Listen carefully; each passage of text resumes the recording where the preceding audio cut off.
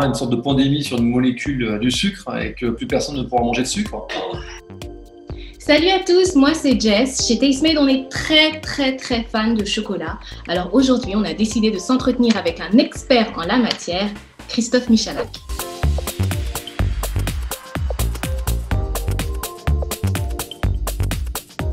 On associe souvent le chocolat avec du caramel ou des choses comme ça.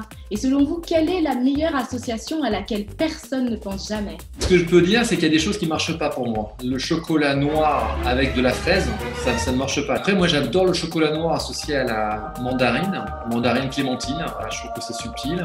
On a tous un péché mignon. Par exemple, moi, mon péché mignon, c'est le marbré au chocolat. Et vous, quel est votre péché mignon? Moi, je fais personnellement une petite friandise qu'on appelle le crunchy, avec un K, K-R-U-M-C-H-Y.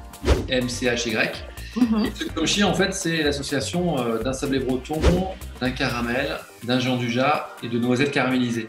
Voilà, c'est tout petit, ça se mange sans faim. Et voilà, j'aime souvent dire que mon pote Pierre Hermé adore ce produit et à chaque fois m'en demande. Lorsqu'on se voit, il me dit « T'as ramené des crunchy ?» Comment est-ce qu'on choisit un bon chocolat en grande surface? Ça dépend de beaucoup de choses.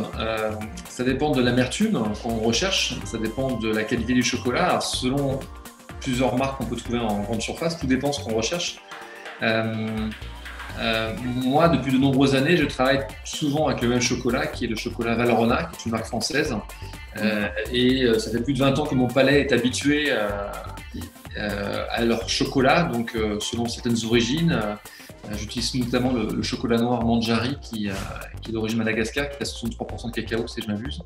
Il y a le Caraïbe à 56%, le Guanara qui est à 70%. Donc tout dépend ce que vous savez, le chocolat c'est un peu comme un vin, ça dépend, tout dépend de la provenance de la fève de cacao, qui a un goût très particulier selon le terroir.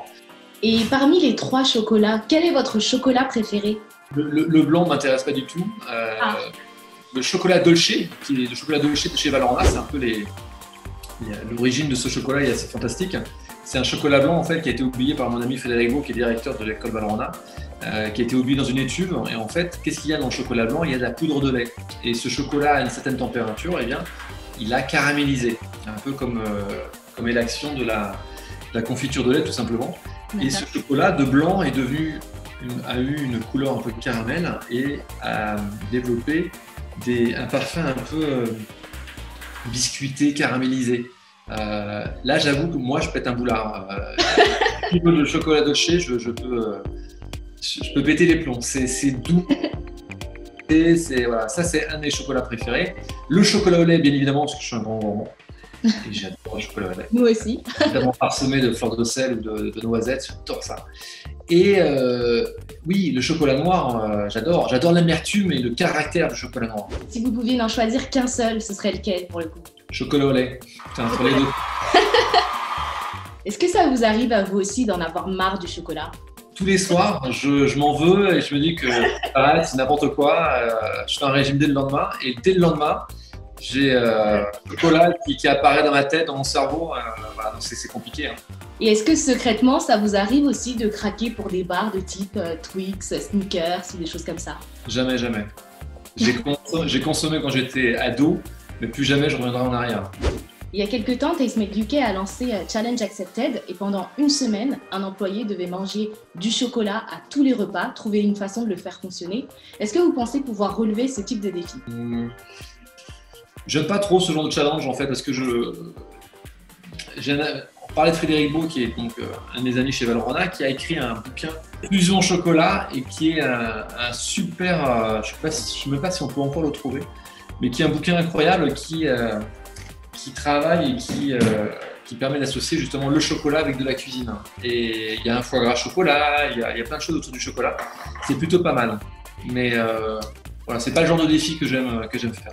Qu'est-ce qui vous plaît le plus dans votre métier? Ce qui me plaît le plus, ça a toujours été la gourmandise, en fait, si je suis sincère. C'est de me lever le matin et me dire waouh, on est en pleine période du marron, j'ai envie de rebondir, je veux faire un gâteau autour du marron, qu'est-ce que je fais? Voilà. Et ça, c'est un peu la question que je me pose tous les jours. Trouver des associations de saveurs, trouver des techniques différentes, voilà, trouver et proposer à mes clients quelque chose d'innovant. Pour le coup, qu'est-ce qui vous plaît le moins? Oh, ce qui me plaît le moins, c'est tous les soucis. Lorsqu'on est chef d'entreprise, c'est tous les soucis inimaginables qui vous tombent dessus. En ce moment, on parle beaucoup du vegan, du bien manger, de réduire les quantités de sucre. Et selon vous, à quoi ressemblera la pâtisserie de demain? Je pense qu'on va faire très attention à ce qu'on mange, on va faire attention à ce qu'on met dans les gâteaux. Tout ça, c'est évident et ça se fait déjà depuis de nombreuses années. Mais c'est intéressant. Est-ce que le client va toujours apprécier la pâtisserie? Est-ce que le client, peut-être dans 10 ans, va se dire bah non, moi j'arrête de manger des gâteaux, c'est pas bon pas bon pour l'organisme, c'est pas bon pour la santé. Il va savoir ce qui va se passer. Il peut tout se passer en tout cas. Est-ce qu'un jour on aura une sorte de pandémie sur une molécule du sucre et que plus personne ne pourra manger de sucre? J'espère pas.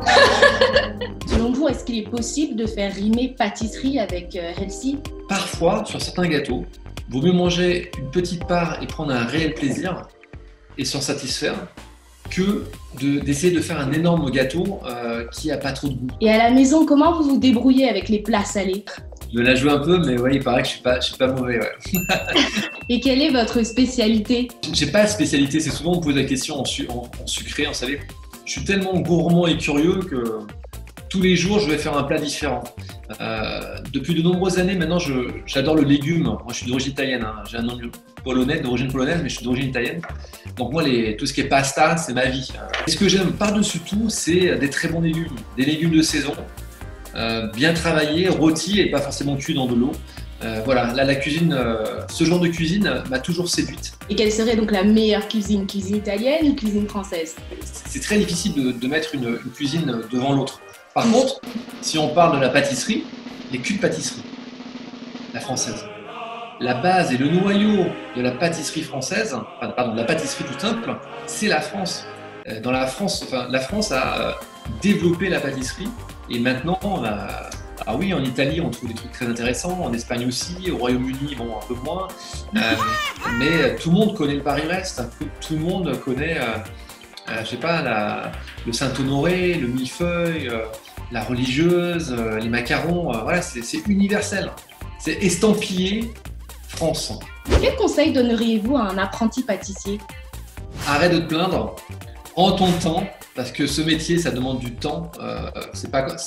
Faut pas croire parce qu'on voit une vidéo sur internet d'un pochage d'une tarte qu'on se dit bah tiens ça y est, je m'entraîne un petit peu, je suis le roi du pochage. Moi j'ai 47 ans et je m'entraîne encore. Et il n'y a qu'une chose qui paye, c'est ma maman qui était aide-soignante qui me le disait, qui me dit encore le travail, le travail, le travail. Voilà. Mais c'est vrai. Là, c'est ce que je disais quand j'étais haut comme ça.